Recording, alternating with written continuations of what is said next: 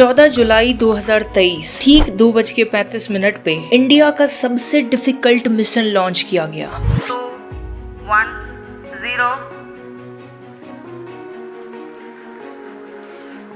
+5 seconds। Chandrayaan 3 650 crore की लागत से बनने वाली चंद्रयान 3 का मिशन है मून के साउथ पोल रीजन पे सॉफ्ट लैंड करना। लेकिन ये मिशन इतना डिफिकल्ट क्यों है? इस कार्टून को देखिए।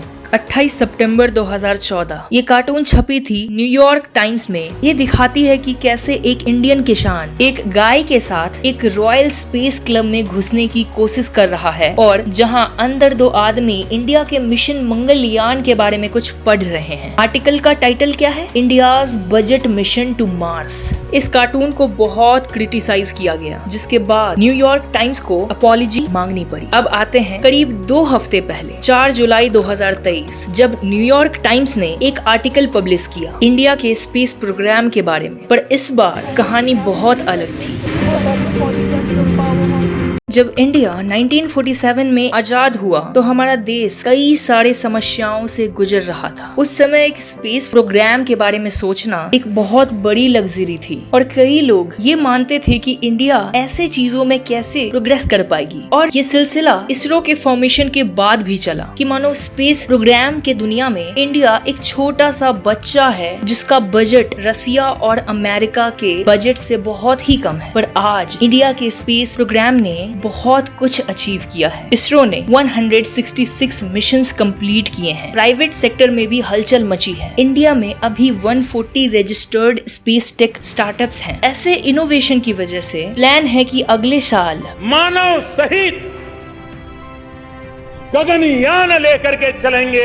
तो ऐसा क्या किया इंडिया ने कि जो कंट्री कभी हमारे स्पेस प्रोग्राम का मजाक उड़ाया करती थी, आज वही कंट्रीज हमारे स्पेस प्रोग्राम चंद्रयान 3 मिशन के सक्सेस का इंतजार कर रही है। And we start with a historic mission to the moon and the launch of India's Chandrayaan 3 spacecraft. तो आइए जानते हैं चंद्रयान 3 की पूरी कहानी। 1950s में विक्रम साराभाई ने एक सपना देखा था, इंडिया को स्पेस प्रोग्राम का वर्ल्ड लीडर बनाने का सपना, रॉकेटरी में इंडिया को आत्मनिर्भर बनाने का सपना। इस सपने को पूरा करने के लिए इंडिया को चाहिए था अपना खुद का स्पेस प्रोग्राम, जो कि उस टाइम के सरकार के प्रायोरिटी लिस्ट में नहीं था। और भला होता भी कैसे? सरकार पहले देश संभाले या स्पेस प्रोग्राम बनाए। ऐसी बुरी सिचुएशन होने के बावजूद विक्रम साराभाई ने हार नहीं मानी। उन्होंने ऐसे वॉलंटियर साइंटिस्ट को ढूंढना शुरू किया जिनकी मदद से वो साउथ केरला में एक रॉकेट लॉन्चिंग स्टेशन सेटअप करना चाहते थे। और हुआ भी अल्टीमेटली ऐसा ही। 1963 में तिरुवनंतपुरम के पास थुम्बा से भारत ने अपनी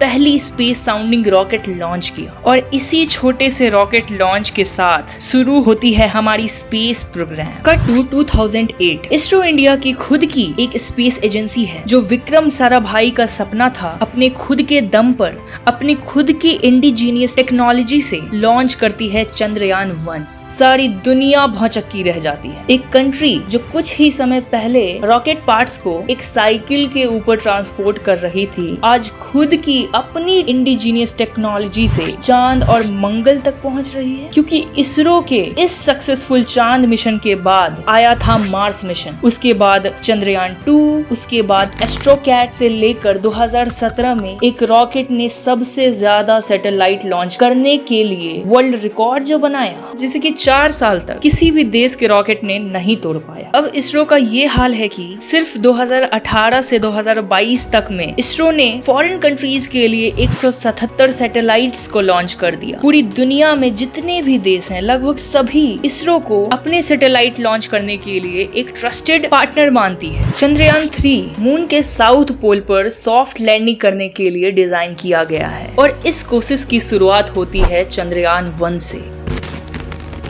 ये इसरो का एक बहुत बड़ा कदम था। यहाँ तक पहुँचने के लिए इसरो ने बहुत मेहनत की थी। 22 अक्टूबर 2008 में चंद्रयान को लॉन्च किया जाता है और उसका मिशन था 2 सालों तक मून के सरफेस को सर्वे करना, सरफेस की केमिकल एंड मिनरल इमेजिंग करना, केमिकल कॉम्पोजिशंस को समझना और मून के near and far dimensional topography banana. Mission technical issues के चलते 2 साल तक तो नहीं चला, लेकिन 1 साल में ही अपने मिशन ऑब्जेक्टिव के 95 95% जो उसका काम था वो पूरा कर दिया। मिशन के टाइम चंद्रयान 1 के ऑर्बिटर ने एक इम्पैक्टर प्रोब को भी डिलिबरेटली मून के साउथ पोल पर क्रैश कराया। इस क्रैश के दौरान इम्पैक्टर प्रोब को जो डेटा मिला क्रैश से, उसने मून सरफेस के मॉलिक्यूल को स्टडी किया और उस मॉलिक्यूल में वाटर आइस का प्रमाण मिला। इस पानी मिलने की प्रमाण से नींव रखी गई मिशन चंद्रयान 2 की।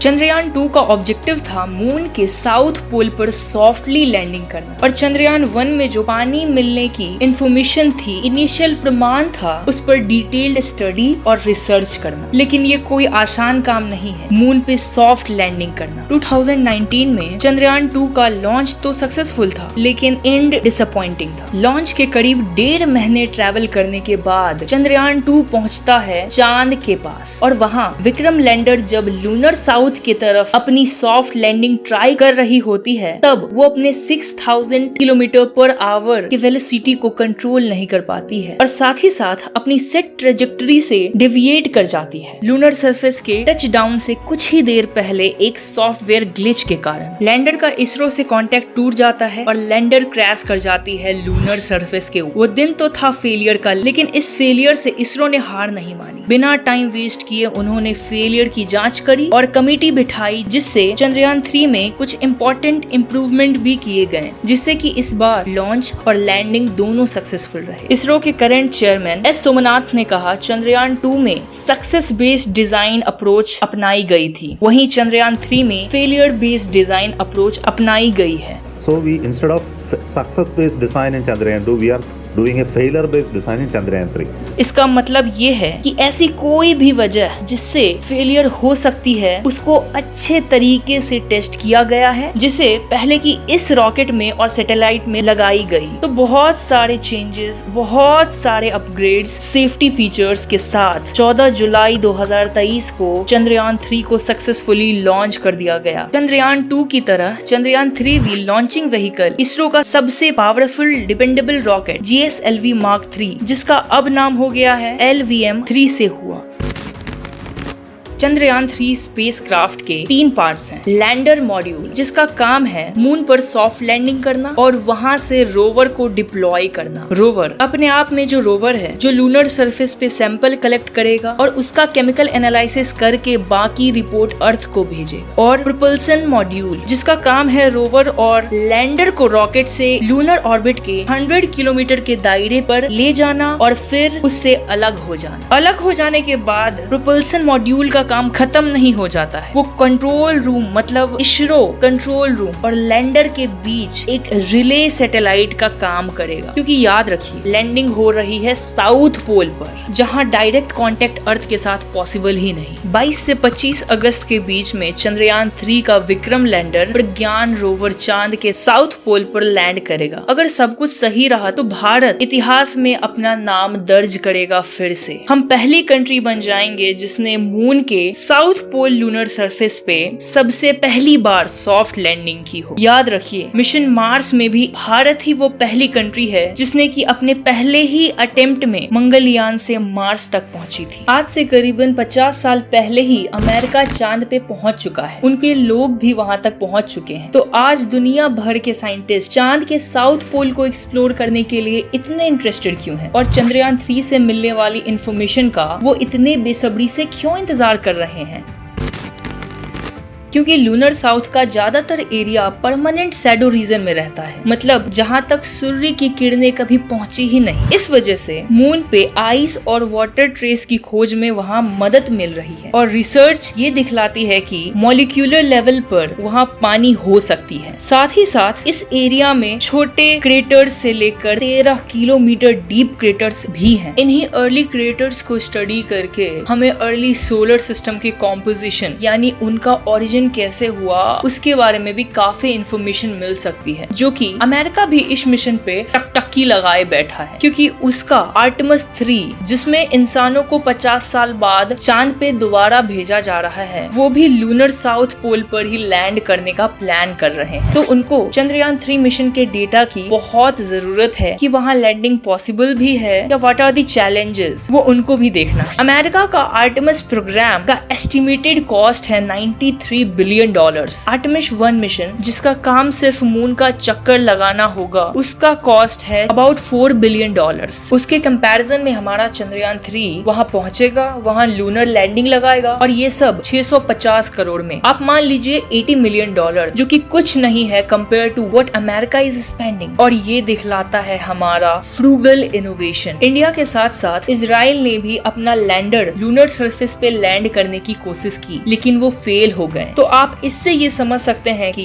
कितना मुश्किल है आज के टेक्नोलॉजी के साथ भी वहाँ सॉफ्ट लैंड करना। सबसे पहले तो आप ये इमेज देखिए, अभी तक सारे मून लैंडिंग्स इक्वेटोरियल रीजन में की गई हैं, क्योंकि यहाँ का टोपोग्राफी रिलेटिवली स्मूथ है, टेम्परेचर इंस्ट्रूमेंट्स के लिए कंड्यूसिव है, और क्योंकि सनलाइट यहाँ एब्यूडेंस में मिलती है तो सोर्स ऑफ एनर्जी का भी कोई टेंशन नहीं है। वहीं लूनर साउथ में इतने सारे एरियाज हजारों सालों से कंप्लीटली डार्क में रहे हैं बिना सनलाइट। ये टेम्परेचर लगभग -230 डिग्री और साथ ही साथ बहुत ही ज्यादा खतरनाक गहरे क्रेटर्स। इन वजहों से इंस्ट्रूमेंट्स का यहाँ काम करना बहुत ही ज्यादा और मुश्किल हो जाता है। इसलिए विक्रम लैंडर और प्रज्ञान रोवर को सिर्फ एक लूनर डे यानी 14 अर्थ डे के बराबर डिजाइन किया गया है। इनका फंक्शन ही इतना लंबा होगा। लूनर नाइट जो कि और ठंडा हो जाता है, उसके लिए इसको डिजाइन नहीं किया गया है। इसरो पूरे दुनिया में देश का नाम रोशन कर रहा है। इस बात का मुझे बहुत गर्व है और आपको भी होगा। आई होप कि आपका जितना भी डाउट था चंद्रयान 3 को लेके, इस वीडियो को देखने के बाद वो सारे डाउट्स क्लियर हो गए होंगे। ऐसे ही इंफॉर्मेशनल वीडियोस को अगर आप मिस नहीं करना चाहते हैं तो इस चैनल को सब्सक्राइब करना ना भूलें। मैं मिलता हूँ आपको अपने नेक्स्ट वीडियो में, तब तक के लिए जय हिंद।